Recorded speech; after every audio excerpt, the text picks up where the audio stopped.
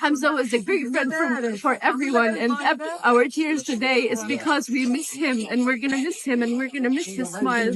Hamza was not a normal friend. He was a very generous and kind friend, and I'm talking right now, and I imagine him in front of my face, smiling. It's a very big loss, and it's a huge loss, and we're gonna miss Hamza so much, and I don't want to cry. I don't want to cry. I'm sorry. I can't like separate my emotions.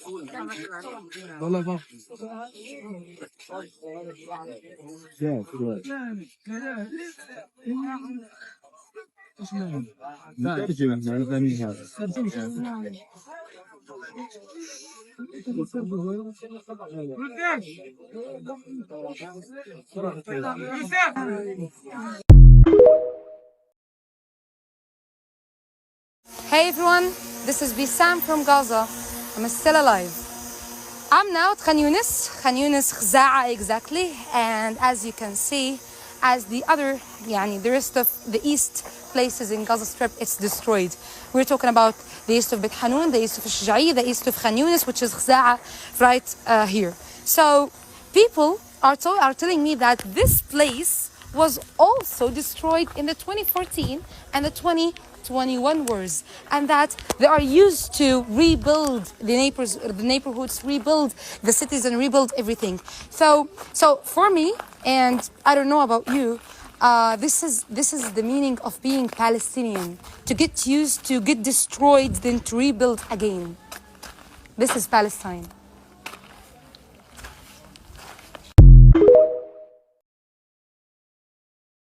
Hey everyone, this is Bissam from Gaza. We're still alive, and we're now in Khza'a village. This village is in the east of Khan Yunis, and as you can see, massive destruction is here. People are trying to find anything to go back to the shelters after the truce, at least having some food, some clothes or some stuff. But unfortunately, most of them came with a hope that they will find their property, their homes, but no one found anything here.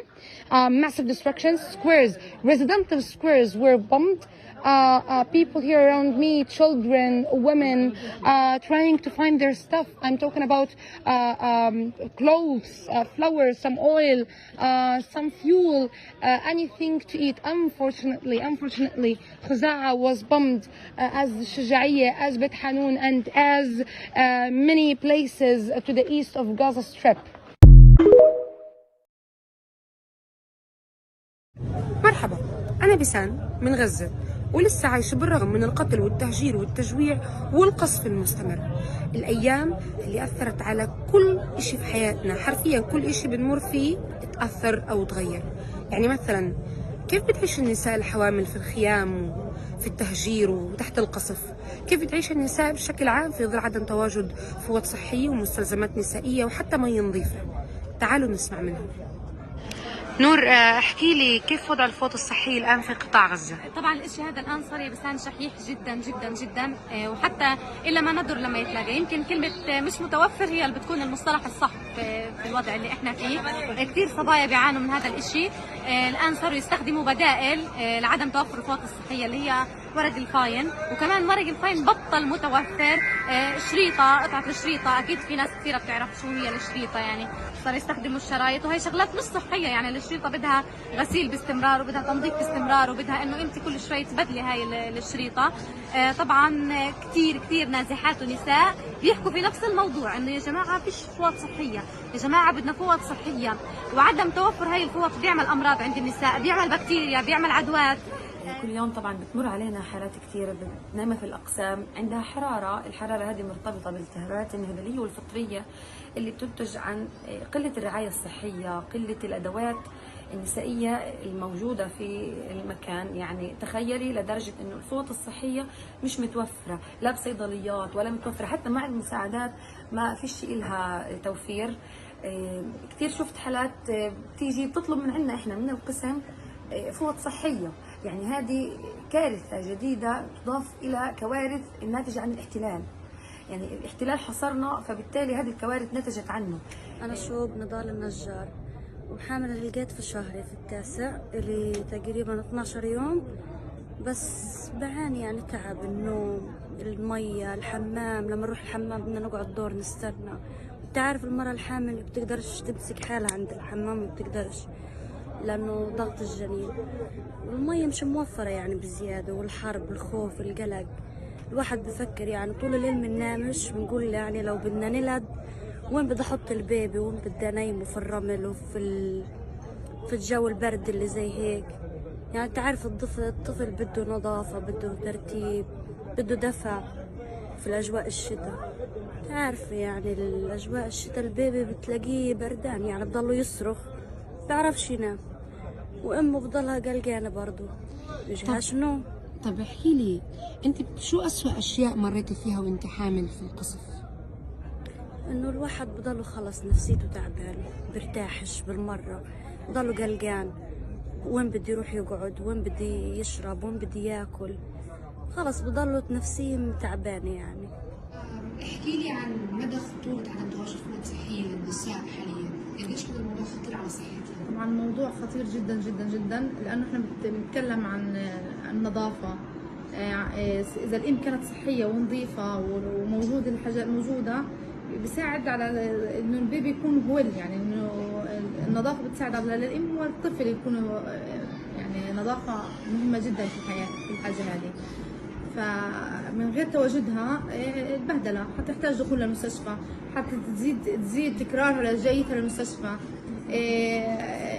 فيش راحة نفسية لإلها ولا اللي حواليها. طبعا برضو مش حتقدر تكمل وتساعد أطفالها التانيين، يعني حتكون في عندها خلل في شخصيتها، فيها وفي اللي حواليها، تعب نفسي وجسدي. طب احكي لي عن المخاطر الجسدية لعدم وجود خدمات صحية. طبعا مخاطر كبيرة جدا. ايش هي؟ أول حاجة بصير عندها التهابات، إذا كانت بالذات بكرية وغرز. الغرز بدها نظافة شخصية، بدها تغيير أول بأول. طبعا احنا مش موجود، وإذا موجود بالسعر غالي، مش أحيانا حتى مش بس على الفوط، أحيانا للبيبي أواعي للبيبي مش متواجد إلها، إنها تيجي تلد وما فيش معها أواعي لا إلها ولا للبيبي. وهذا كله احنا كنا ننصح السيدات يكون الاواعي الداخليه تكون بطنيه. طبعا مش موجود الكلام هذا، كنا ننصح يكون اطفال الاواعي للبيبي يكونوا موجودين، حتى دايبر للاطفال ما فيش شيء. وهذا بشكل خطر على إلها ولا البيبي. مش موجود يعني معناته الكلام دخول مستشفى اكثر، يعني زياده في عدد الحالات، زياده في انه تواجدها في المستشفى بتضل فتره اطول في المستشفى، هيك بتسبب خلل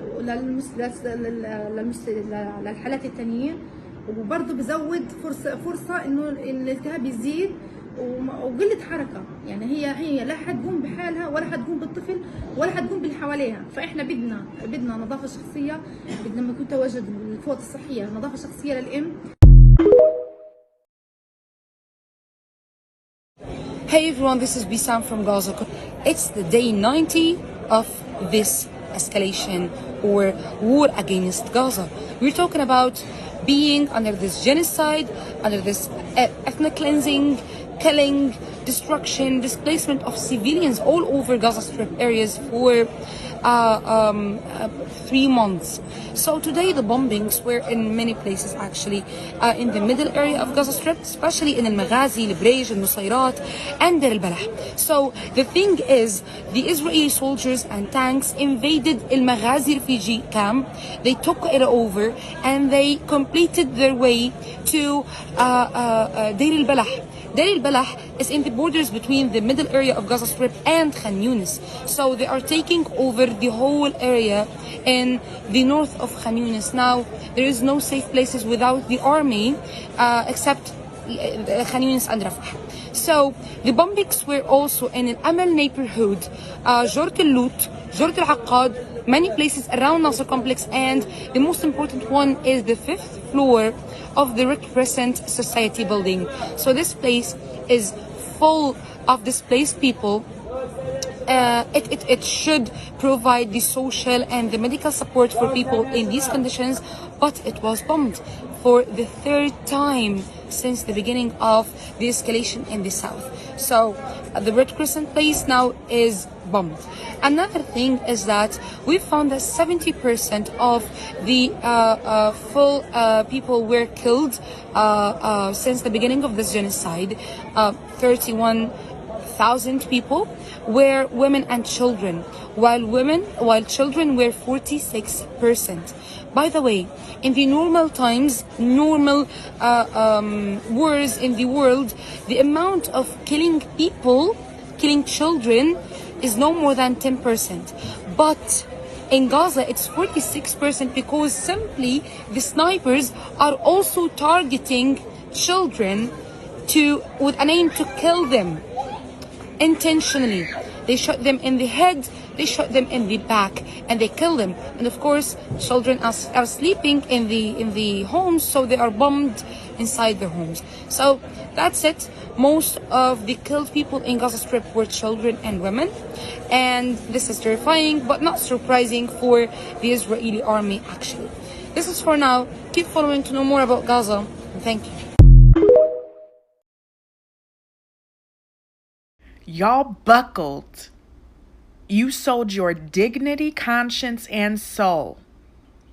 You sold your entire humanity over a $50 Stanley Starbucks cup. Ugh. You stupid.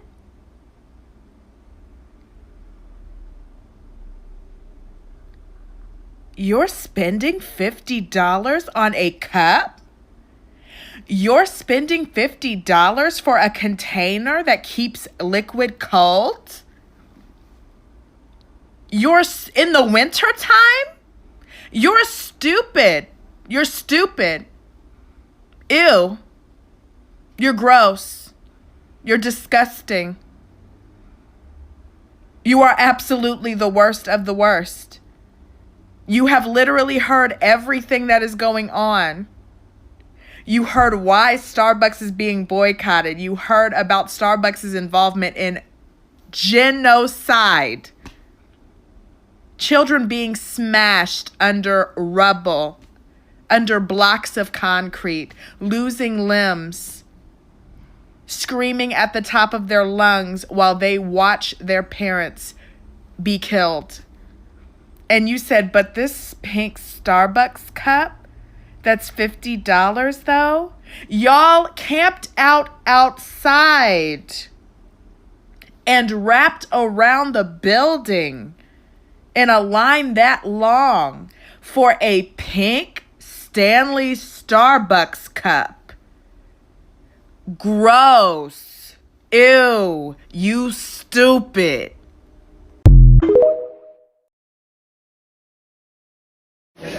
I'm inside the hospital. I went to ask about Layan case. So I found she passed 2 days ago after like 7 hours from her entrance to the hospital. She was deeply injured and she passed. For the people who asked me and the people from outside who are trying to help her, to evacuate her, she already passed and no need now.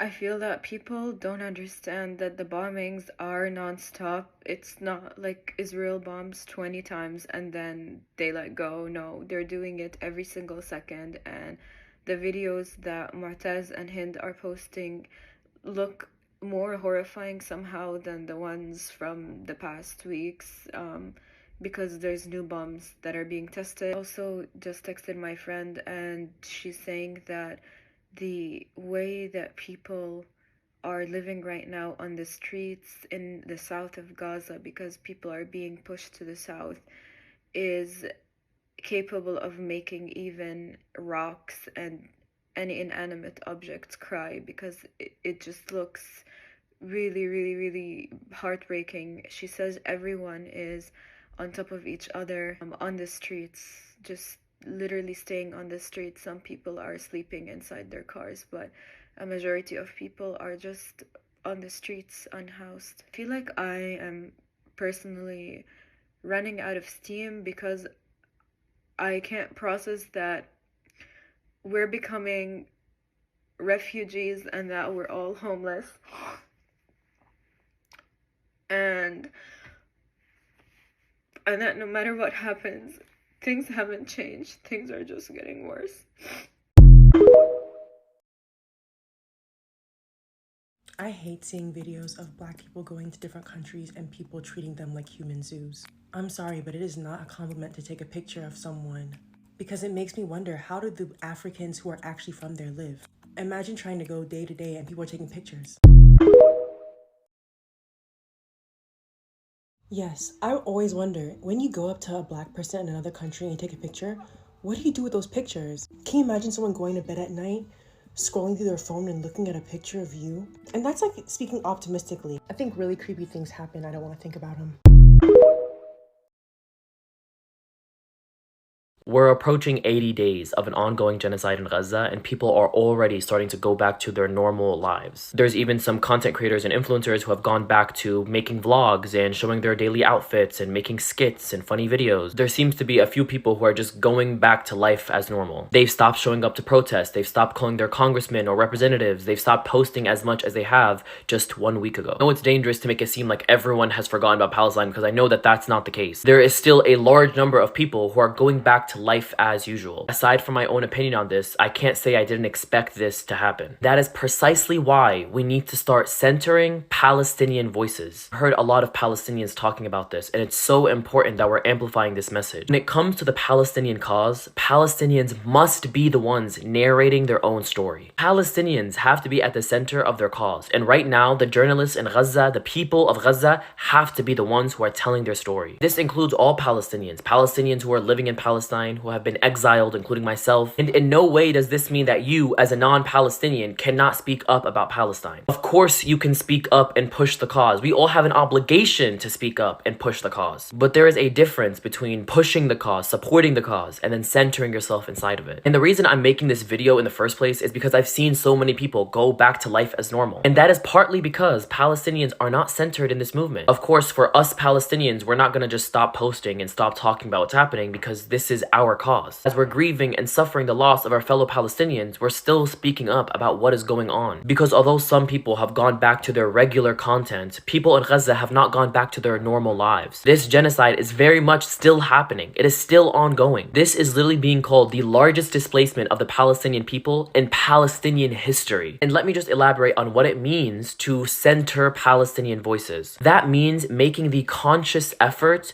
to try to center Palestinian creators who are speaking about Palestine. It's more important now than ever that you are making the effort to center Palestinian voices, and you're intensifying your activism. Know that right now the entire world is standing behind the Palestinian people, but we just have to make sure that we continue this effort. We continue it until the last step, because our job is not done until Palestine is free. We cannot just continue our activism until a ceasefire comes and then just forget about the entire Palestinian cause. And the way that we go about doing that is centering Palestinian voices. I know it might sound very repetitive, but this is truly a very important step. Because us Palestinians are not going to go back to normal. We're going to stay here. We're going to continue telling our story. Because for the people of Gaza, there is no normal to go back to. After this genocide is over, they're going to go back to occupation, apartheid, ethnic cleansing. That is the normal that Palestinians are going to go back to after this is over. So please make sure you're making the extra effort to amplify Palestinian voices and allow Palestinians to tell their own story.